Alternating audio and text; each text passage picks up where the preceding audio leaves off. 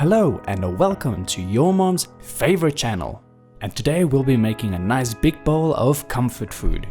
And I don't know about you, but for me, curry is one of the best things in the world. And Thai green curry is definitely my favorite of all curries. But fish sauce and shrimp paste is very abundant in Asian cooking, so the store-bought curry paste is most likely to have that in, so we'll just have to make our own.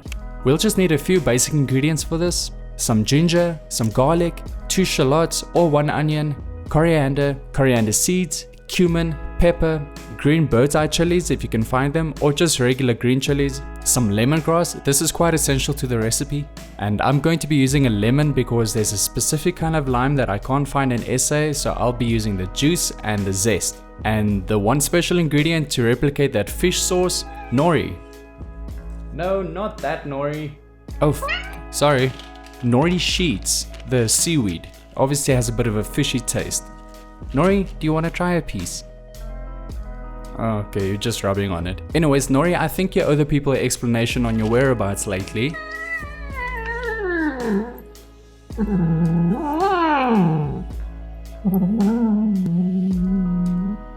Hey, that's enough complaining now, get out of here. Alright, so the first thing we are going to do is we're going to toast our spices. On a low to medium heat in a dry pan or wok, just add your spices and toast them until they get a little bit of color. They'll become very aromatic. Just be careful not to burn them, so keep moving them around. So this is a tablespoon each of coriander seeds, cumin seeds and black pepper. And toasting these beforehand just helps that you don't end up with a raw spice flavor when you use the paste. And then we just start adding everything into the blender. I'm only using half of the nori sheets. And you just want to top and tail the shallots, take off the outer layer and cut them up into a smaller size. That will just help the blender to process it easier. And if you can't find shallots, just use 1 medium onion instead. And 2 cloves of garlic peeled, you don't have to cut them up really. And then 2 stalks of lemongrass, just top and tail and take off the outer layer and give them a quick chop and then add that to the blender. And then a 1 thumb of ginger, my thumb, not your thumb. Then just skin it roughly and cut it up into smaller bits. And then chilies. If you don't want it to be too spicy, you can take out the seeds.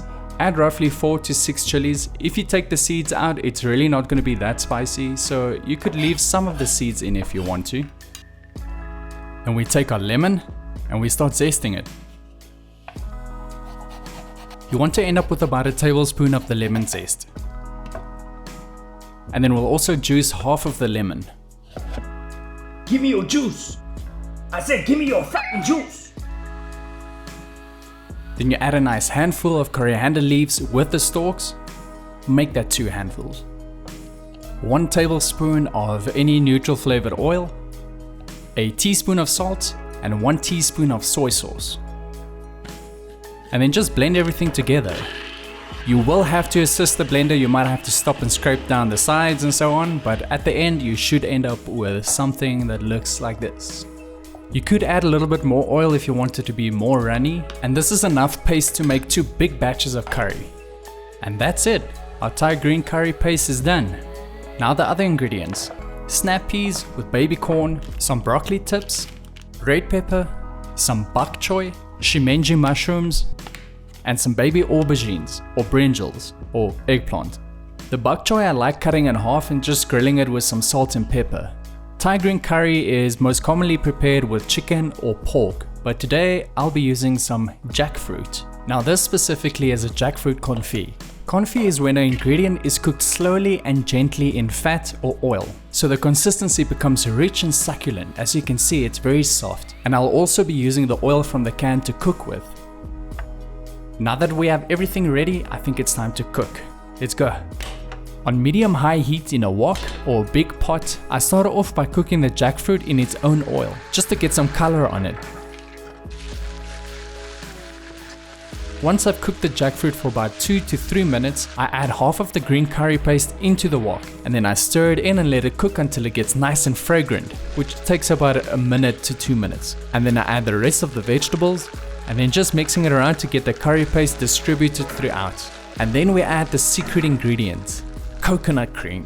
Or you can use coconut milk, but the cream is just so much better. And you can add it to any curry, it will just give it so much more depth and richness. And then just let the curry simmer for anything between 5 to 15 minutes. I like adding a little bit of sugar, it just levels out the flavors a bit more. I like it when the veggie still has a little bit of crunch to it, so I only cook it for about 10 minutes. I'm cooking the bok choy and mushrooms separately. The bok choy just becomes too soggy for my taste when I cook it in the curry, and I'm just frying this with a drizzle of olive oil and some salt and pepper. I'm cooking the mushrooms separately because they are quite delicate and they might break apart in the curry, but I also like charring them a little bit just to give them extra flavor. Cashew nuts go really well with Thai green curry, so I like having that as a side. So everything is ready now, so let's eat. The first time I ever had Thai green curry, it just blew my mind. It instantly became one of my favorite meals. You can serve it with rice or noodles, and it's definitely one of the most comforting foods I've ever had. Now, if you want to see more recipes like this, don't forget to subscribe, like this video, and if you have any questions or suggestions, leave them in the comment section below. And as always, I'll see you in the next one. Peace.